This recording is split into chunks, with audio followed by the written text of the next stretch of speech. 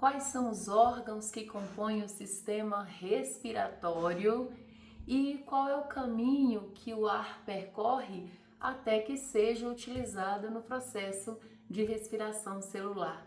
Eu sou Érica Ribeiro, professora de Biologia. Seja muito bem-vinda ao canal Biologando com Érica Ribeiro. Hoje nós iremos trabalhar o sistema respiratório.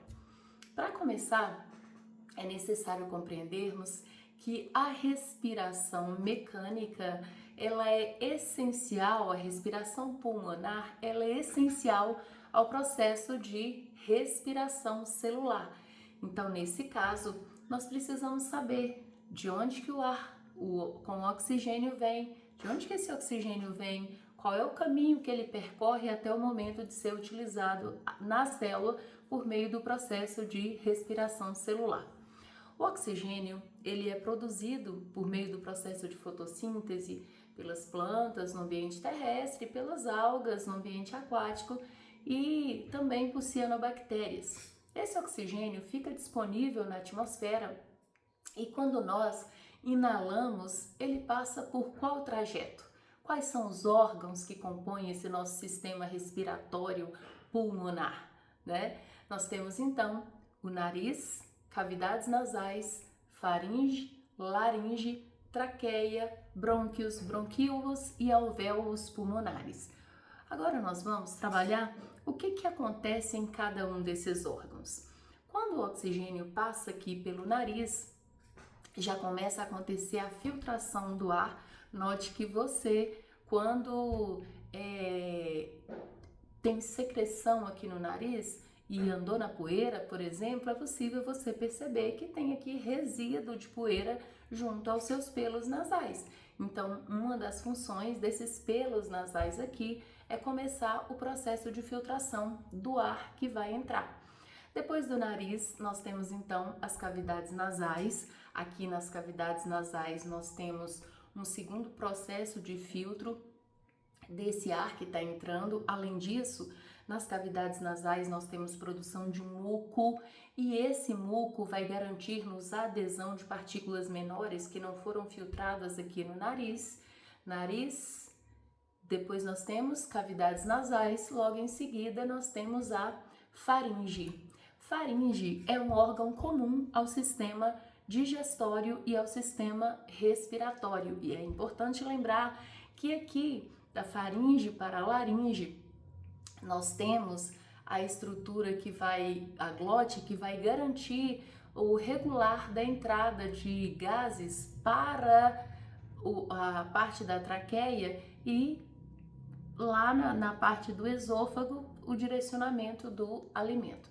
É necessário pensarmos que em algumas situações nós temos a possibilidade de engasgar se porventura entrar alimento na parte do sistema respiratório. Afinal de contas, no pulmão tem que ter ar e não qualquer outro resíduo, ou alimento, por exemplo. Então, nariz, cavidades nasais, faringe, laringe, depois da faringe nós temos então a laringe, e a laringe é considerado um órgão de fonação. Érica, por que laringe é um órgão de fonação? Porque aqui estão inseridas as nossas pregas vocais, as nossas cordas vocais. À medida que o ar vai passando, elas vão se movimentando, garantindo-nos a fonação. Faringe, laringe, depois nós temos traqueia, esse tubo aqui cartilaginoso, que no interior ele é ciliado, garantindo-nos a remoção de substâncias que precisam ser expectoradas. Depois da traqueia, nós temos essa bifurcação, formando o que nós chamamos de brônquios, agora de calibre menor, e o ar está percorrendo depois dos brônquios para os bronquíolos. Esses bronquíolos, na extremidade, note que nós temos a formação de uma árvore respiratória e na extremidade nós temos os alvéolos pulmonares. Aqui nos alvéolos pulmonares é que vai acontecer o que nós chamamos de hematose, a troca gasosa entre oxigênio e vai sair CO2. Entra oxigênio para onde, Érica? Note aqui que os alvéolos pulmonares, eles estão lotados de um emaranhado de capilares sanguíneos. Nos alvéolos pulmonares, então, acontece essa troca gasosa, onde nós chamamos de hematose, e essa hematose, então, vai acontecer entrada de oxigênio para estes capilares sanguíneos. Mas no sangue, quem é que apreende esse oxigênio? A célula sanguínea responsável por apreender e transportar esse oxigênio são as hemácias, os glóbulos vermelhos ou eritrócitos, que no seu interior está repleto da proteína chamada de hemoglobina. O oxigênio então se junta com a hemoglobina, formando a oxihemoglobina, que vai ser transportada então até o interior das nossas células. Quando esse oxigênio chega ao interior das nossas células, nós vamos então utilizá-lo no processo de respiração celular. Lembrem-se, nós fazemos uma respiração aeróbia, a nossa rota metabólica preferencial é essa. Nós quebramos glicose na presença de oxigênio, liberando CO2 mais água e produzindo aí 38 molequinhas de ATP. É essa respiração aeróbia que vai garantir-nos a produção de energia para realizarmos as nossas atividades diárias. Voltando aqui à estrutura que compõe o nosso pulmão então, ele é lotado, ele é repleto destes alvéolos pulmonares. Delimitando o nosso pulmão, nós temos então essa estrutura aqui chamada de pleura. A pleura reveste os nossos pulmões. Além disso, gostaria de também colocar em evidência aqui, abaixo dos nossos pulmões, nós temos um músculo muito importante chamado de diafragma.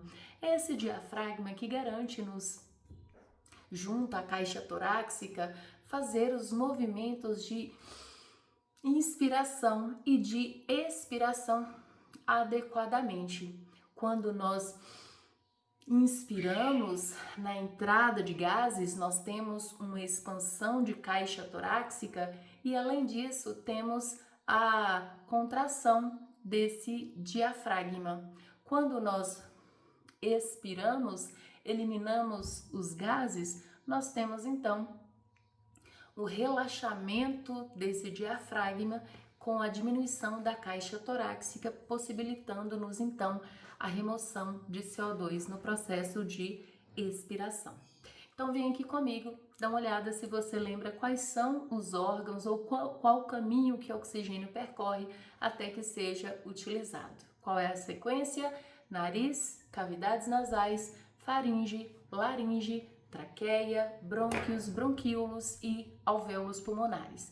Lembre-se, em nível de alvéolos pulmonares, nós temos a hematose, que é a troca gasosa entre oxigênio e sai CO2 do sangue. O oxigênio entra para as hemácias. Dentro das hemácias, nós temos a proteína chamada de hemoglobina. E essa hemoglobina vai conduzir, então, o oxigênio para o interior da nossa célula para que nós possamos utilizá-lo no processo de respiração celular. Eu espero que eu tenha contribuído com seus estudos hoje. Se você gostou desse vídeo, continue por aqui. Nós teremos aí uma grande quantidade de vídeos disponibilizados de toda a morfologia, fisiologia e até anatomia humana. Um abraço para você e até mais!